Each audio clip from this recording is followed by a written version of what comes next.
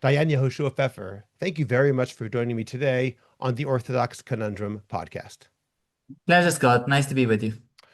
But today we're going to be speaking about issues in the Charedi world, which you have discussed extensively. A lot of what we're going to talk about appears in an article you wrote in the Sapir journal last August. I'm going to quote something you said there. You wrote that, "I will argue that when it comes to matters of civic life, central elements within Israeli Haredi society, the society in which I live and where I proudly raise my children, have defined a faithful life on God's earth in a radical and somewhat anomalous way that shifts the balance between the natural and the miraculous in strong favor of the latter.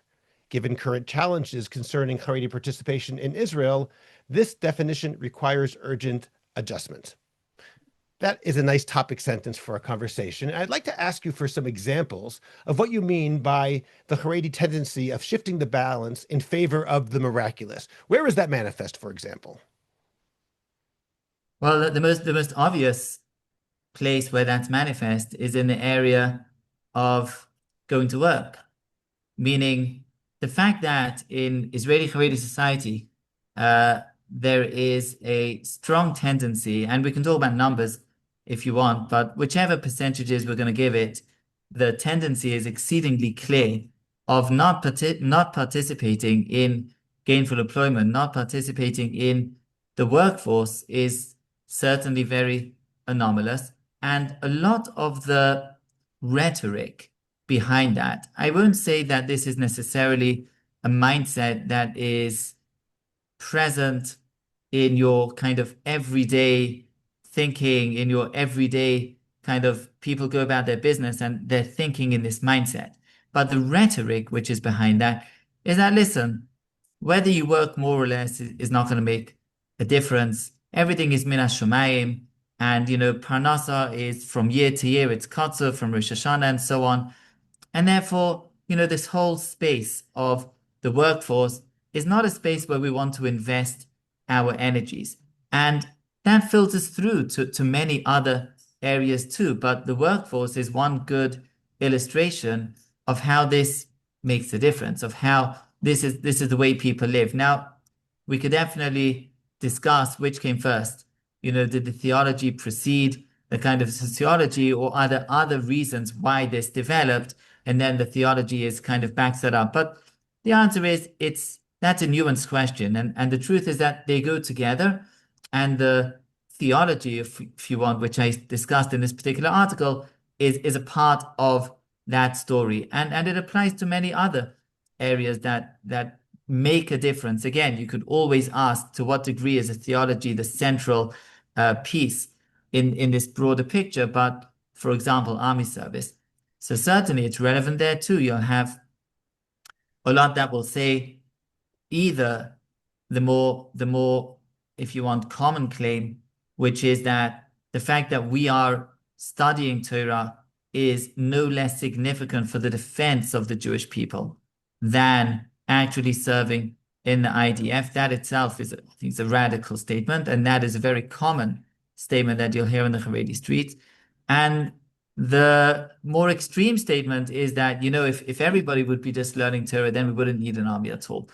Again, to what degree is that a commonly held belief, or to what degree is it just what the news outlets like to quote as the kind of more extreme positions? Either way, we could get into that. But again, it's just an illustration of how this kind of thinking is present or underlies a lot of the kind of sociology and the way in which Haredi society operates. Well, I'd like to ask a little bit more about the degree to which they actually believe it, which you said is an interesting question, which came first, the sociology or the theology, but to the degree that it is presented as a theology. And in your article, you give numerous sources. You mentioned the Chavetz Chaim, the Bichlad Me'Eliyahu, important recent sources over the past 150 years, who say that essentially hishtadlut, which means working for a living and being active and that affecting results, rather than it merely being a mask because we have to pretend it affects anything, but it doesn't really affect anything. They say that the hishtadlut is really just a way of making it look like you have some say in what happens to you, but in reality, you actually don't. My question is this: anyone, I think, who looks around will see, and you may have given this example specifically, it is more likely that somebody who invests in real estate, he might lose his money, but he also might make millions of dollars. A school teacher, in all likelihood, will not. And if what they believe is really what they believe, how do they reconcile actual experience with what they are saying is actually the way it works? Yeah, so that's certainly a part of the Sapir article where I do mention that a significant flaw in this type of thinking is that people do not live this way. Um, in real life experience, whether you're Charedi or otherwise, the vast majority of people will live a worldly life that takes strong account of consequences, of outcomes that follow from our worldly behavior. And they won't say, well, since everything is up to Kodesh Baruch Hu, I'm not going to put in those extra hours. I'm not going to get a degree. I'm not going to cut my spending. People, that's how people live. And this is I would say that the kind of theology that I mentioned from these sources is a very yeshiva-oriented theology. Why do I say yeshiva-oriented? Because it can work well in a yeshiva environment, which is where the kind of figures who strongly support this theology actually operated in a yeshiva space.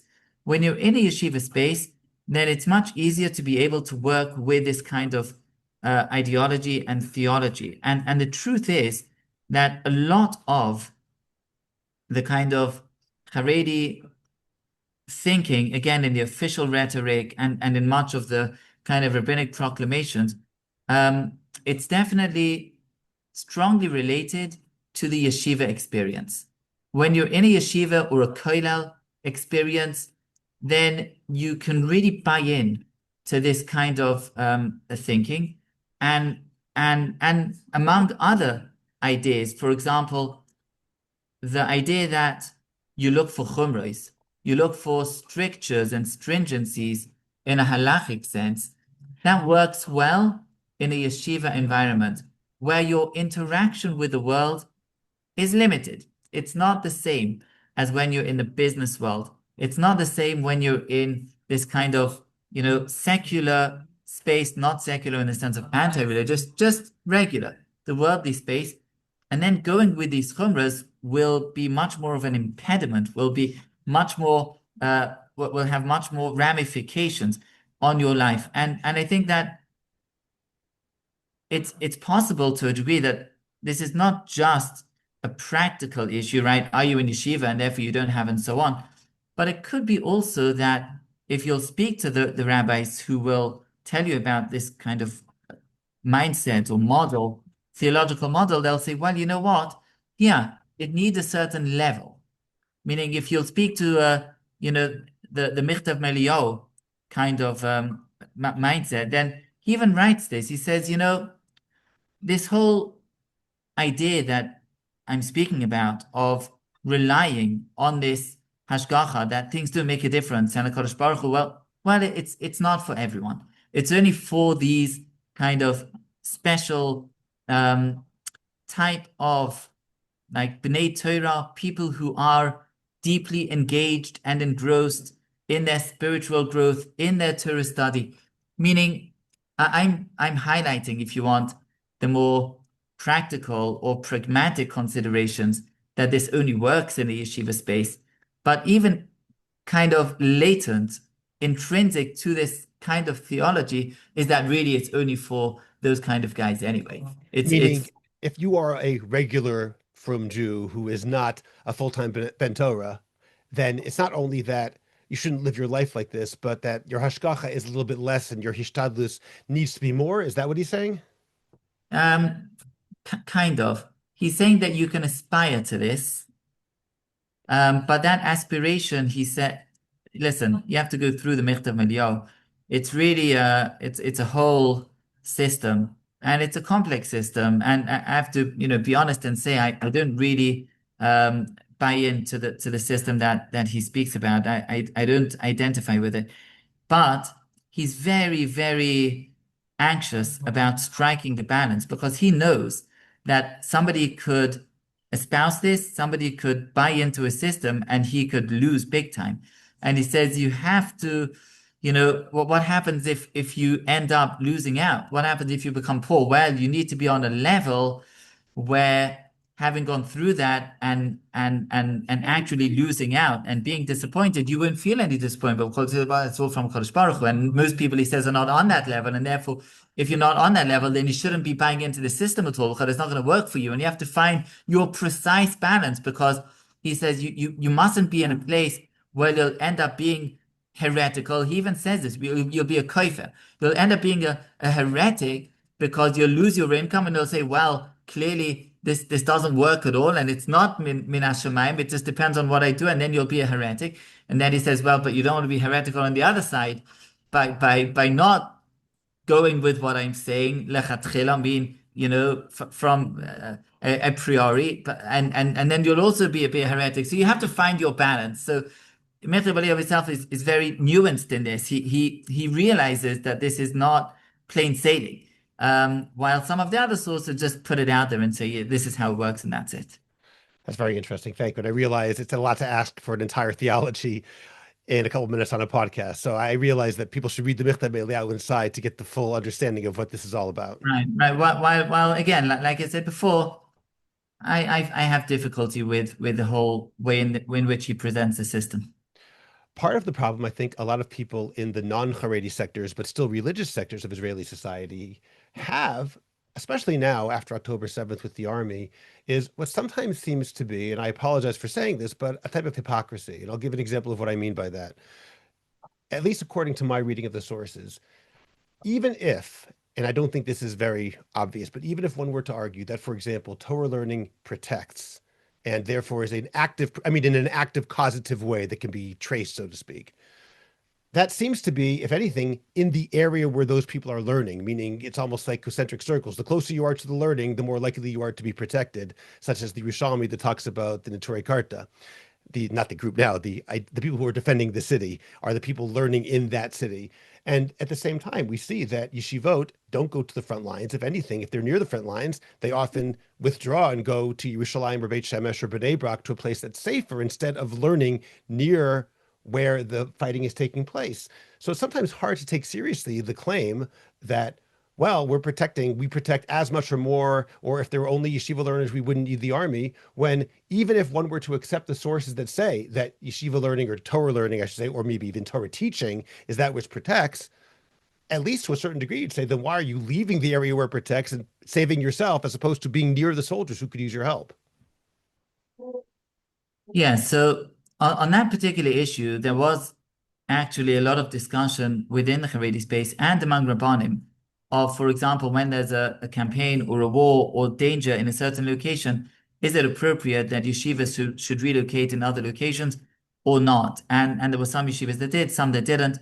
That itself was a question that really came up within the kind of rabbinic discourse in the Haredi space. But what you're bringing up, though, is a broader issue. It's not just about that particular question. It's a broader issue, and that is, do we really believe this rhetoric? Do we really espouse it?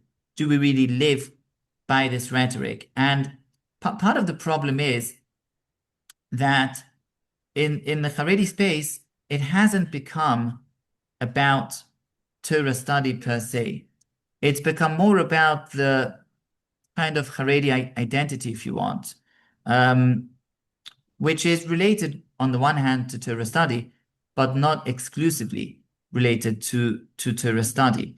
It's about how do you mold the typecast that the Haredi world wants to promote or wants to cultivate in those formative years, which are also the years where people go to the army.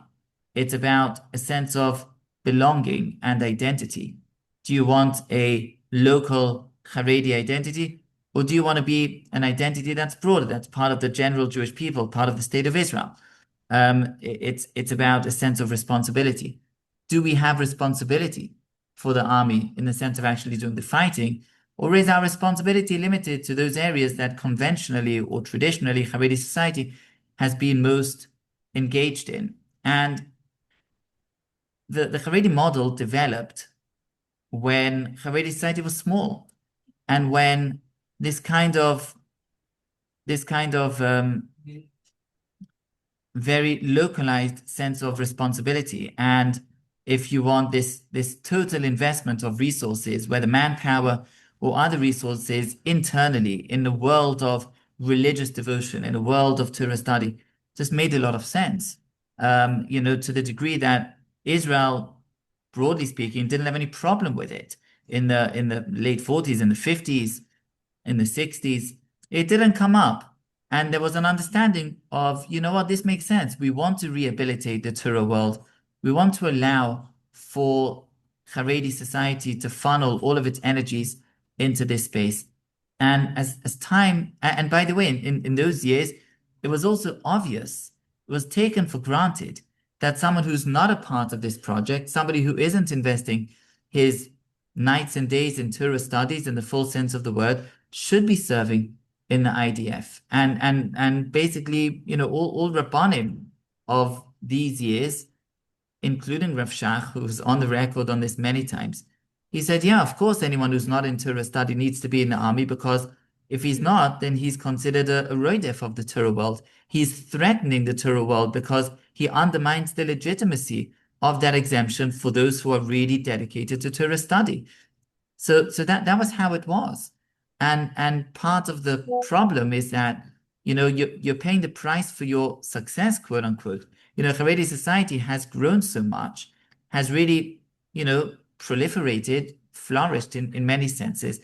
But that undermines the legitimacy of all these, boys not being in the army, not being, and this is really a time, I think today is a time of at the very least, that obligates us, that renders us duty bound to do this rethinking of where are we. And that's not easy. It's not easy for a society that hasn't been challenged in the past, at least not externally. I think you have internal challenges that really require us to do this, but also externally hasn't had this challenge. And today that's really where we are. That's where you have all this resentment and anger and frustration that you're mentioning politely, of course, but you're mentioning.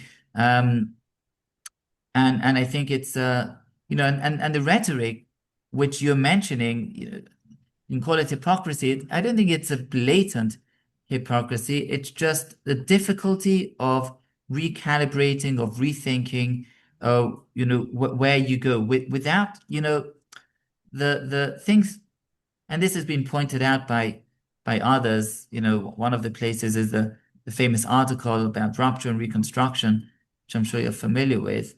That what happens in the Haredi space is not like a well articulated ideology. It doesn't work in, this is our philosophy, now we're going to implement it and realize it. It's a kind of, way of life which is understood, goes from generation to generation. This is what we do. And all of a sudden, 1 second, this is what we do? Or maybe we should be doing something else now. Maybe it's time. And the Rabbanim, the rabbinic leaders of the Haredi space, they, in their thinking, these kind of changes should not be happening from top down, because that could undermine the foundations. It could lead to a kind of wholesale, for I don't want to use too strong a word, but a wholesale collapse of what things look like. And therefore, let's see how this can develop from bottom up. But bottom up, there's problems in this developing because you're paying a huge social price, and who's going to be doing this? And therefore, this is why we're at this juncture today where things really have to change significantly. But the question is, how exactly will that take place is really, where we are now. That's a really good point, and I'm going to get back to that soon. I'd like to dig down a little more, though, in terms of what you just said, the mimetic tradition, to cite Rabbi Dr. Chaim Soloveitchik in Rupture and Reconstruction, this idea that it's just the way things are, and people understand it implicitly. And on some level, that's an interesting way. I never put that together, that particular thinking with the Haredi world, because I'm confused in looking at this sort of confluence and this confusion, perhaps, of theology and ideology along with sociology. When you say, well, your theology seems to be, it might not work with the Gemara. You talk about that too, how some of these ideas of Rav Dessler's and the Chavis Chaim's, for example, are relatively new and don't really line up with the weight of tradition. It's not a complete innovation, but the idea that everything is Mina Shemaim and our Hishtadlut has very little to do with anything, certainly not the dominant position until close to modernity. At least it seems that way to me. But apart from that fact, apart from the fact that it's hard to see sources, as I mentioned before, there's the fact of experience, there's the reality I mentioned of the army. And then you'll hear people say, well, it's not really about the theology of our Torah learning saving. It's because we think it's dangerous for our youth to go in there. And I'm just trying to find out really how to understand better, because when the theology doesn't work, it seems that they back up onto sociology. So we're not going to do it anyway. I mean, just to give a silly example, although it might be uh, important on some level, there was always this report that in Bnei Brak, the Chavetz Chaim said there will never be any missile or rocket hitting Bnei Brak. At least that is what was often said, because there's so much Torah learning here. Until a few weeks ago, a missile hit there, in which case it was said, don't rely on that. That's misreported, or something like that. That's how I saw it, at least in Bachadrei Charedim, that that's not what he said. Well, for 60 years, that was what he said. Now suddenly it's not true anymore, so it's not what he said. So it's hard to know what's driving what at times, I suppose, is what I'm saying. And not the tradition, not from the Chafetz Chaim, of course, but from the Chazon Ish. And then later on, it was corrupt. It was So I said the reinforced Chavetz Chaim, I meant the Chazon Ish. I'm sorry, yeah. by Chazon Ish, and then it was reinforced by Reb Chaim Kanievsky. There's even written material on this tradition, but I don't want to get into that because it's just a small detail. Right. I'll tell you, Haredi society has or operates based on instinct more than anything else. And there's a certain, I would call it, traditional instinct or traditional senses that a lot of the decisions made within Haredi society, I think, are based on. You can call it instinct, you call it intuition, maybe, is even a kind of deeper sense. When the state was established, that intuition of the Haredi leadership, the rabbinic leadership, that intuition told the leadership and the Haredi space that, you know what, right now we need to be investing all we've got in ensuring the continuity, the perpetuation of the Torah world. The Torah world was in shambles after the Shoah, and it required a tremendous pioneering spirit, just like Zionism, by the way. It required a kind of pioneering spirit to ensure the rehabilitation of that Torah space. At the same time, there was, of course, a deep suspicion concerning Israel, concerning Zionism, concerning, the Zionist spirit was a new spirit. It was a spirit that said that our national mission is a mission that needs at least as much, and in many cases, far more, energy and investment than our spiritual and religious mission. And it just recast the entire framing, the entire typecast of what a Jew looks like. And from the traditional perspective, this was a threat. This was something that was looked upon as being something deeply dangerous to the future of the Jewish people.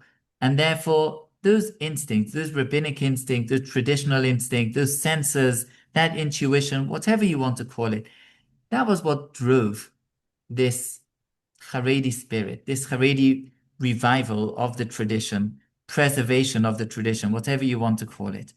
And I think that at the end of the day, one should recognize that spirit, intuition, whatever, was deeply important in preserving a lot of the deep kind of devotion, a lot of the deep, and even within Israel, I think that the Haredim need some credit, even a lot of credit for ensuring a lot of the continued kind of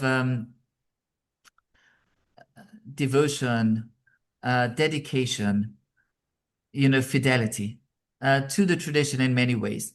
Of course, this can be argued because what ifs are always arguable. What if there was no Haredi space and everybody would have bought into the kind of more, let's call it Mizrahi at the time, the Rav Reines kind of model. We're a part of Israel. We're buying into the model. I'm saying post 67, you have the Rav Kook model, which is a different model. And then later on, you have the the more Chardal model. These things develop over time. But the Chardal model, which is the kind of very, strong religious Zionist model, don't forget that it's predicated to a large degree on what the Haredim were able to preserve.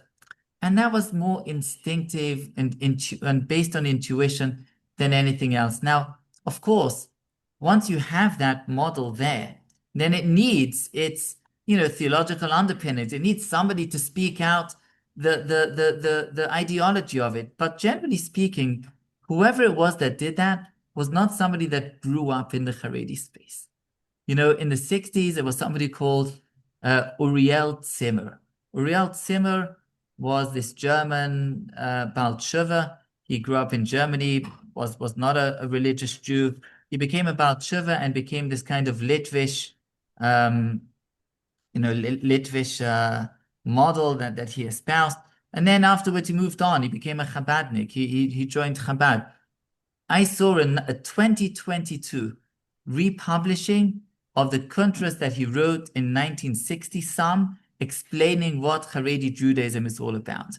Meaning, like I said, it's not a well-articulated and well-defined ideology. The trouble is that ultimately you're going to be in, again, if it was up to the Haredim, they wouldn't need to be in conversation with anything going on the outside. When the Brisker Rav was asked, should we be teaching Machshevet Yisrael in our schools? His answer was, what is Machshevet Yisrael? And when he was answered, well, Machshevet Yisrael is understanding different systems, different ways of thought, Rav Hirsch on the one hand, and Rambam, and so on. He said, no, we should just be teaching what's right. We need to teach the right way, and that's it. And really, if it was up to the Haredim, there wouldn't be a need for this articulation because it's a closed system.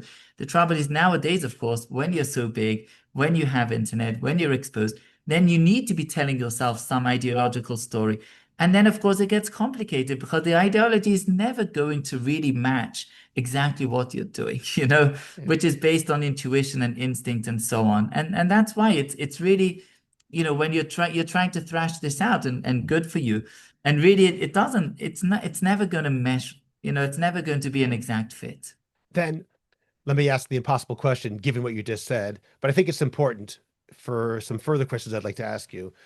What does Haredi even mean now? What is the definition of a Haredi Jew? Given that you said it's really a way of life, but what differentiates that way of life from, say, other Orthodox Jews, either in Chutz La'aretz in its modern or centrist Orthodox variety, or in Israel in the Dati Lumi variety? Is it merely the isolationism, or is it something else also? Well, first and foremost, it is an attitude towards modernity. There's really two ways to approach modernity. One way is to say we're modern and we'll be Orthodox together with our modernity. And that's the modern Orthodox approach. And that says that our way, our strategy of facing, of dealing with the challenges of modernity is education. We'll educate our kids to take the good and to reject the bad. And that's the modern Orthodox system. In the Haredi space, there's a fear of going in that direction. And the approach, rather than an educational approach, is an isolationist approach. And that is a very deep distinction between the modern Orthodox world and between the Haredi world. Now, there's a lot that goes together with that. There's many, different facets and elements, and some of them, are more directly related to that isolationist instinct, and some of them are more, I would say, peripheral to it. But for example, Torah study. Well, Torah study as your flag, that's something which started, a few hundred years ago. Let's say Rav Chaim Volozhin was the one to articulate it, maybe, but it was there before. But of course, in the Haredi space, it receives a certain hue because it becomes Torah study to the exclusion of everything else. And that exclusion of everything else is related to that isolationist instinct. But did it begin with that isolationism? No, it was there before, but it received a certain, direction. It took a certain twist. The idea of halacha l'chumra in everything. Was that there before? Yeah, it was there on some level. But of course, the isolationism, it reinforces it because it means that our version of halacha is a special one and it's different from everybody else's version of halacha because we're looking for that lechumra, which is very unusual. It's not really very traditional, but you could say it was there among the elites, and then it became popularized which creates tension once you become so big and so on. Just like the Torah study model creates tensions once you're so big because it's difficult to realize it on such a scale. The idea of das Torah, of following your rabbis, in every sense and not just in a halachic sense and so on. Was it there before? Benny Brown has an article about this. I don't know if it's rendered into English, but he has an article on this and he says, well, you can't say it's all new because there was such a model there in the past, but you also can't say that it's an old and hallowed tradition. Of course, it took a twist, and that twist is also related to the kind of isolationist instinct because the opposite of das Torah is what you would call common sense, right? It is common. And well, if it's common, then it's not isolationist, meaning all of these things are related to the isolationist instinct or intuition or strategy, you could call it, right? It's a strategy of dealing with the more caustic and dangerous and harmful elements of modernity. But on the other hand, it creates a system which you can't say, well, it's just isolationism. There are many different elements that go into this model of being Charedi, and indeed they are being challenged today in a world or in an era where that isolationism can't really work the way it worked before. The walls of Haredi society today are deeply porous. They deeply absorb. The fight against television was an easier win or an easy win relative to the fight against internet and the very need, and I think it's a religious need to take responsibility for Israel in a deep sense also doesn't allow the same level of isolationism. And therefore, you have to rethink or you have to reimagine a Haredi society and define, okay, so what is it that we really need to preserve of this model? And this is not easy. By the way, this is a lot of my work and a lot of my writing and a lot of my kind of educational challenge, and we have many groups of Haredim that go through the Iyun Institute and our kind of educational programs, and this is what we think about.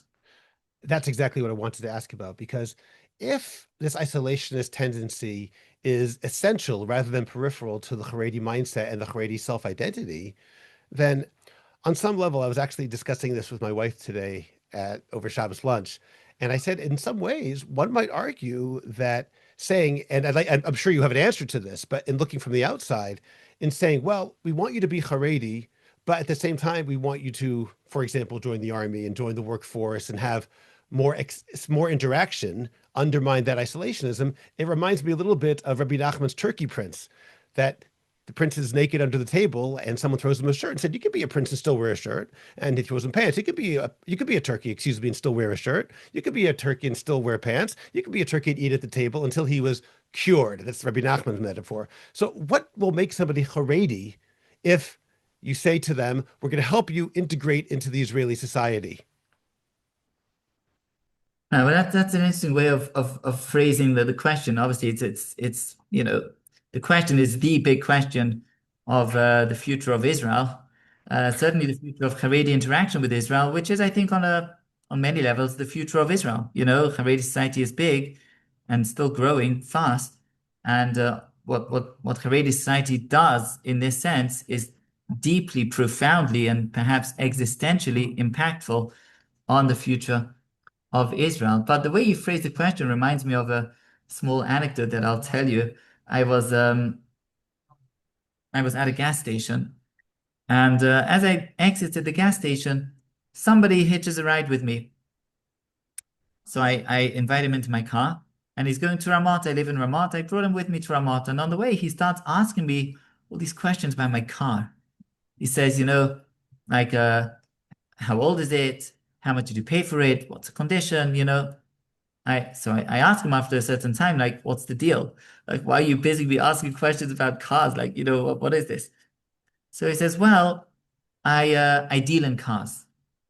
So he says, one second, when you got into my car, you said you're an avreich. I asked you, like, what do you do? You said, I'm a avreich. So are you an avreich or are you a car dealer? Like, what do you do? He says, well, I'm an avreich that also deals in cars. And in the beginning, when I heard this, I said, well, that's not very good. Meaning, being an avreich means the guy is like full-time Torah study, like fully engrossed in learning. What's the deal over here? Now, avreich is also a car dealer. What is that? But later on, I thought, you know what? There's something nice about that. An avreich doesn't mean necessarily somebody, or it no longer means somebody who is all out Torah study. That's all I do. An avreich is a certain type. It's a ben Torah. It's a guy that, if I would have more spare time, I would be spending that time on Torah study. It's a typecast. It's a certain, type of individual. And yeah, but you could be an avreich that sells cars, provided that you maintain and the same thing for your Charedi in the state of Israel. Yeah, we need Charedim in the workforce, we need Charedim in the army. However, you can do that. It just depends on how you define what it means to be a Charedi. Insofar as Charedi meant to the exclusion of being in the army, then yeah, what are you going to do? But you know what? We have precedents. It used to be that you can't be a Charedi and be at Hebrew University. Because that's like a total contradiction. How can you be a Charedi guy that your mindset and your raison d'etre is this isolationist attitude towards, and yet be at Hebrew U, the spearhead of Israeli academia? How does that go together? Well, you know what? Over time, there were, I don't want to say, but I think I was one of the first ever, that's not true. I don't want to exaggerate.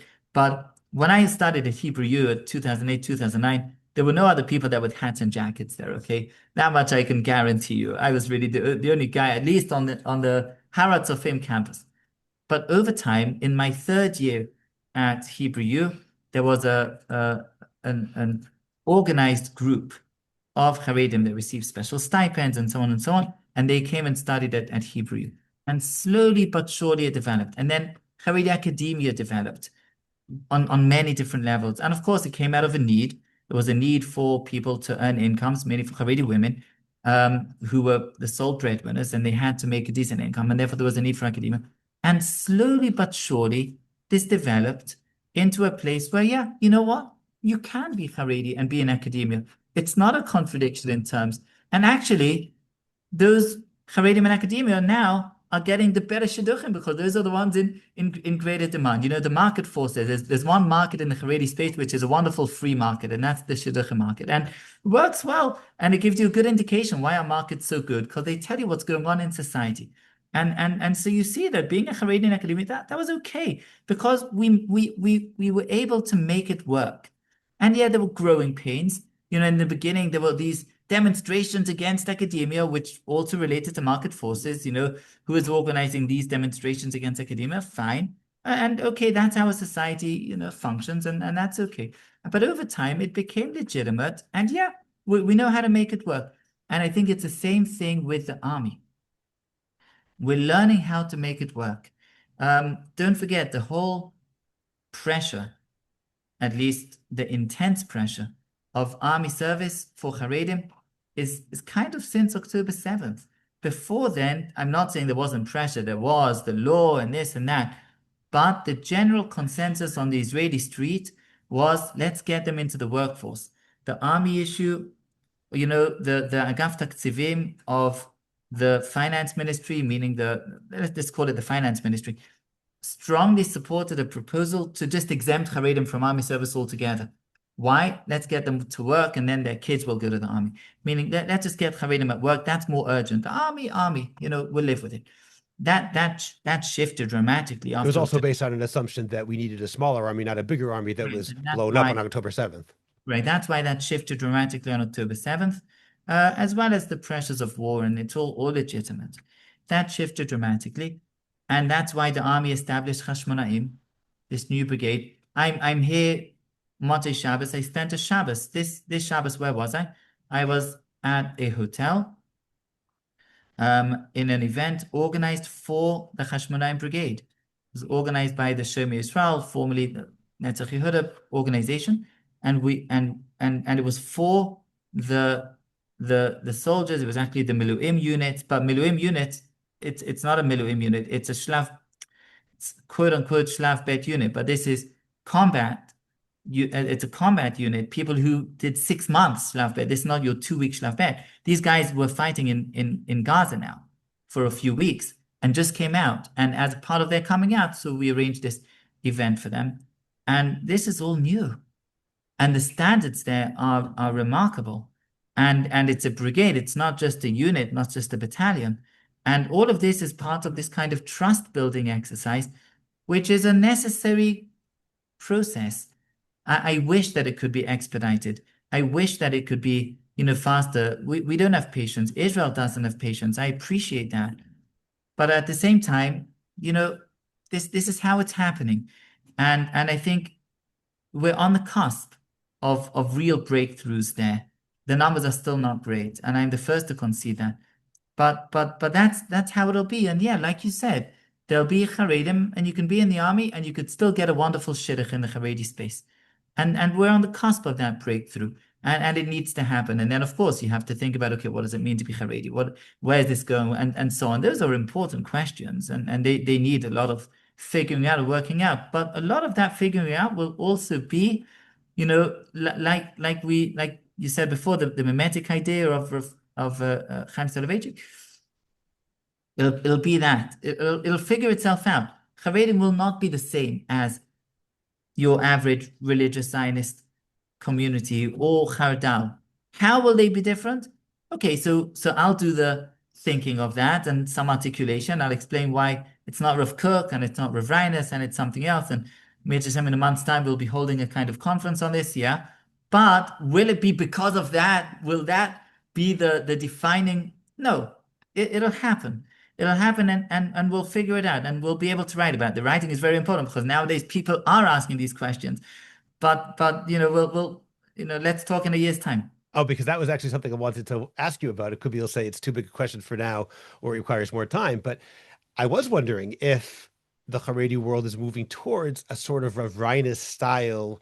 I'll call it Zionism, even though that might be the wrong term, in the sense that once upon a time, the Haredi world was largely distinguished vis-a-vis Israel as a negative attitude, meaning this is either nothing in the terms of the Brisker Rav, it has no religious meaning, or alternatively, in a stronger term, it's a negative. And therefore, they wouldn't join the government in official ministerial capacities, etc. A lot of that seems to be changing both at the top and at the bottom. And I was wondering if in the Haredi world, it's starting to be seen as Israel is, at least if nothing else, a divine gift, even if it has nothing to do with Geula per se or the final redemption, but it is something that we thank God for. And I wonder if it's not articulated, that's sort of underlying a lot of the way that it seems to me the religious parties, at least, speak in the Knesset.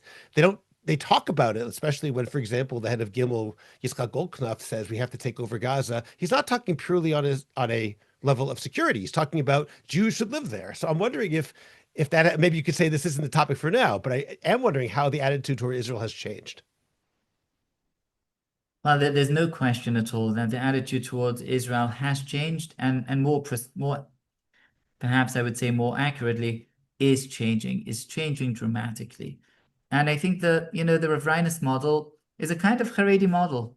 I don't think the Rav Reines model is a non-Haredi model, but I don't want to give your viewers too much credit on knowing the distinctions in the whole kind of Mizrahi process and development and so on. But to your point, the process that Haredi society has undergone and is undergoing is what I would call a process of naturalization. You're in the same country, you experience the same challenges, you speak the same language, you are engaged in the same issues. There's going to be a process there of naturalization. And I think that this is the best possible process that Haredi society could undergo. There was a need. I actually really think, I deeply believe this. There was a need for that kind of remaining separate in those foundational, in those formative years. That there was a need for that isolationist impulse. You know what? Again, I'm saying that even though I'm aware that you could say what if and maybe things could have been differently. I don't know. It's difficult in hindsight to apply your theories.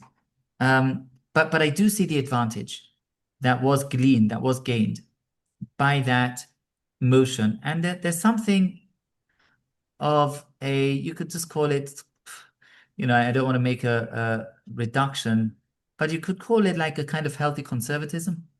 Let's see. Let's wait and see. Now, Haredi society paid a deep price for that. And the deep price was this, again, to use a strong term, a kind of alienation almost from parts of Israel. But over time, I see that today there's a growing closeness, that there's a growing identification with Israel. It's true on a cultural level, the kind of music that the kids will bring home from their high schools, from their, so again, the kids don't have smartphones, but they'll have like MP3 players, the old style stuff. And what are they putting on there? So it'll be your Hanan Ben Ari, it'll be your Israeli music, not even from music. Hanan Ben Ari is still like from, but not even, and not just on a cultural level, but just on an identification level. You're fighting a war for 2 years. It's going to make an impact. It requires a tremendous level of ideological energy to stay kind of away from that identification. That's true for our friends on the left. I think that for them to, they need a lot of energy to kind of stay where they are. But it's true for Haredi society too. And there is a real motion. And I think that motion is a motion of Kedusha.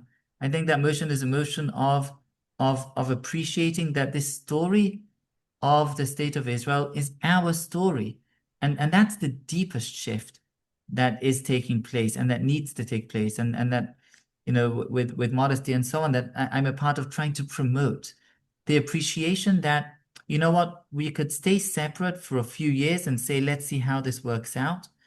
But having seen how this is working out, having seen that the wars that Israel is fighting are the wars of Kiddush Shem Shemaim, are the wars of good against evil, having seen that this is becoming recognized by the entire world, that the state of Israel is supporting the godly values that are in danger across the West, and we're the ones that are supporting that.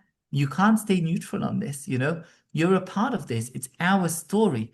It's the state of Israel's story is us. And I think there's a growing internalization of that. Of course, it requires people to do the work, whether me on the ideas level, whether others on the school level and the high school level and the communities level and youth movements. And I don't know, there's many levels that need people to do the work of this. It's not coming. You were generous to the top down. It's not coming top down. It depends what you call the top. But the raison d'etre of the top is more the preservation. We have to make sure that it doesn't crumble. And I appreciate that. But the work that's happening from the field is the work of this is us. This is our story. This is our responsibility. We need to be there, and we need to be there while preserving what it means to be Haredi. And you're right, that needs a lot of unpacking. Absolutely. We should do a separate whole episode just on that. Absolutely. Then let me ask again, just one more question on that top-down issue, because one of the things that I fear, and obviously people like you, Dayan Pfeffer, are doing amazing work in trying to help the Haredi community retain its identity while at the same time contributing to society in a positive way and to themselves, frankly.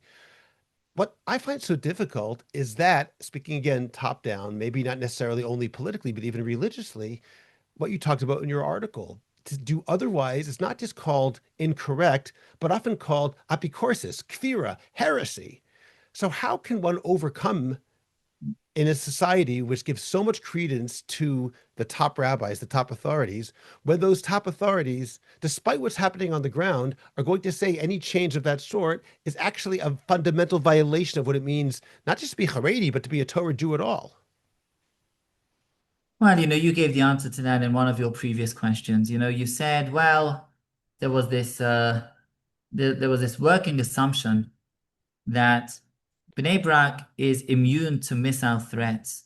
There's this promise, the Chazon Ish, right? No missiles will land in Bnei Brak. Well, and then a missile landed in Bnei Brak. So you know what? It's not, well, how did I see there was a letter by some Rabbanim of Bnei Brak? They said, "Ze lo meduyak v'day lamevin." It's not precise, and the Mevinim will understand why it's not precise. You have a way of figuring things out. Ze lo nora. Ideological shifts, they happen quietly without, you don't need a Martin Luther over here. We don't need, it's not going to work like that. And in the past, wow, I remember, just not so long ago, it's like 15 years ago, when there was a program. This is Rav David Label, who's also one of the leading figures in this movement. And Rav David Label was organizing these kollels where you also study programming while at the same time doing a morning seder, learning, kind of combining. And that was perceived as being like the greatest of threats. Either black or white, but gray is the most threatening. And I remember these broadsides of how this is heresy, it's kilayim, it's forbidden, it's the worst. And you know what? Since then, that movement has grown a lot. Thousands of Charedi, men have gone down that path, and no one blinks an eyelid. And what about the broadsides from 15 years ago? Nobody remembers them. They're not interesting. Now that's what we do. It goes back a little bit to what we discussed before about it's what we do. And the ideology will figure it out. And I think, the Charedi Rabbanim today, even they are not speaking in the same language as they spoke a few years ago. Rav Moshe Hillel Hirsch was American, so he's, a little bit different to some of the others. And he said recently, it wasn't widely circulated, but he said, in the last 100 years, he said, which, you can argue the facts, but the way he said it, he said, for the last 100 years, we've been just learning, no working. He said, you know what? I see now that it's changing. Just think about that formulation. He said, I see now that it's changing. But how did that happen? Well, all these naughty people, yeah, maybe there were some naughty people and there were some people that needed it because of they got a special heter. But that special heter, the degree of extenuating circumstances to get that special heter decreases over time. And I see now that there's a critical mass of people who are working, and yet they're still Bnei Torah. They're still a part of us. They're not different in kind. Yeah, that's how it happened. It used to be forbidden for women to drive in the Haredi space. Was it a formal prohibition? I don't know, kind of. You have tshuvas here and there will say, well, it's not sneeristic. I don't know. And then you know what happened? You had a lot of Americans that came here and they drove because why not? That's what we do. And then you had people with extenuating circumstances, and then they drove too. And then the level of degree that you need to drive became less. And now women drive, it became the norm in some places. In the more Hasidic world, less, but it changed. What about the Issa? Yeah, used to be also for women to vote. That changed pretty quick. When the Haredim entered politics. So yeah, okay, it used to be also. Now it's mutter. It's where we need to do it. So I'm saying, don't worry. These things have a way of sorting themselves out. Okay, I'll just say, I don't want to say the particular name in case I get the story wrong, but I was told, I believe on this podcast, about a particular American Haredi Gadol who told his students that no one's allowed to go to medical school at Susser. So someone asked him, what happens if everyone follows what you're saying and no one goes to medical school? Can we not have any? He goes, I know not everyone's going to listen to me, so it's okay. I know they're not all going to listen. Right. So you're not supposed to say that, but yes.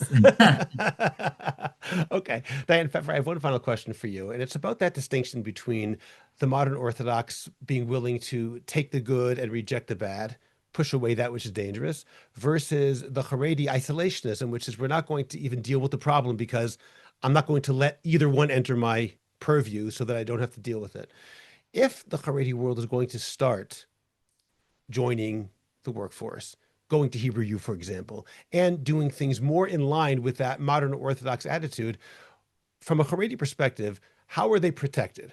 In other words, they rejected the idea that you can really make that distinguishing mark. I guess you can call it the Rebbe Meir idea, following after Elisha ben Abuya, saying, I take the good, I throw away the bad stuff. On some level, they say we can't do that. So are they simply saying now we can do it, or do they have a different way of dealing with the dangers of modernity?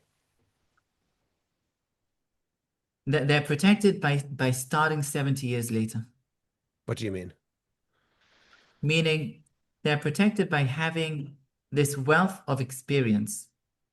Modern Orthodoxy, wherever it started, let's talk about Rav Soloveitchik, or we can talk about, other points of beginnings, religious Zionism, the Mizrahi. We could speak about the different gedolim of that movement, as we mentioned before. It was done a long time ago, and for the duration, Haredi society could sit and did sit in this more isolated position and watch and learn and be able to develop the kind of accumulated experience that I think will be of tremendous benefit to Haredi society today, in this time, in this age, when Haredi society is becoming a greater part of the general Israeli space. And it's a two-way motion. Look at what's going on in Yeshiva University. All of a sudden, you have all these black hats there. And there are many. The right wing, look at the Rosh Yeshiva there. Well, Charedi. It's not all, but, there's a large contingency. Again, depends how you define Charedi. But the right wing of Yeshiva University is black hatters. So where are they? Are they Charedi? Like, what are they? Yeah. They're a Haredi version of that modern Orthodoxy. Is it different to the modern Orthodoxy? Yeah, it's different. In which way? In the way that it's able to think through the issues that will be and that do challenge societies that are involved in modernity with that accumulated experience of all those years. And I think that, think about, I don't know, issues like Torah study for women, ordination of women, I don't know, like the whole women's issue. Haredi society, I do not think, even though it's going to be engaged with modernity, I don't think it's going to go down the same path as modern Orthodoxy, or certain parts of modern Orthodoxy. Again, this is all broad strokes, and of course there's a lot of nuance in this. But I think that its protection will be in its experience. Its protection will be in its starting position, if you want. The starting position of Haredi society in its engagement with modernity is a very different starting position from that of 70, 80, 90, 100, whatever years ago. And that itself, I think, is going to be the kind of the critical consideration or factor in determining, or in how this plays out. Of course, a lot of unpacking, of course, and thinking about the specific issues and how and why and what. But if you ask me on the podcast, like a 3-minute answer, that would be my answer. Okay, thank you. I do realize that a podcast is the antithesis of nuance, so I appreciate the No, attempt. you've been good, and it's I think this is on the higher end of trying to to tackle that. So I I certainly hope so. Well, Dayan Yehoshua Pfeffer, it's been a pleasure to meet you and to talk with you and to hear your very nuanced and important ideas. And thank you for all you're doing to help the Haredi society remain true to itself while also addressing the real issues that are there. I appreciate you joining me today. Thank you, Scott. I appreciate the invitation, and I appreciate you broaching this issue. I think that those who care about the future of the Jewish people, and most specifically about Israel, want to be familiar, want to be acquainted, and in the most nuanced way possible. So I really appreciate the invitation. God willing, looking forward to next time. Amen. Thank you.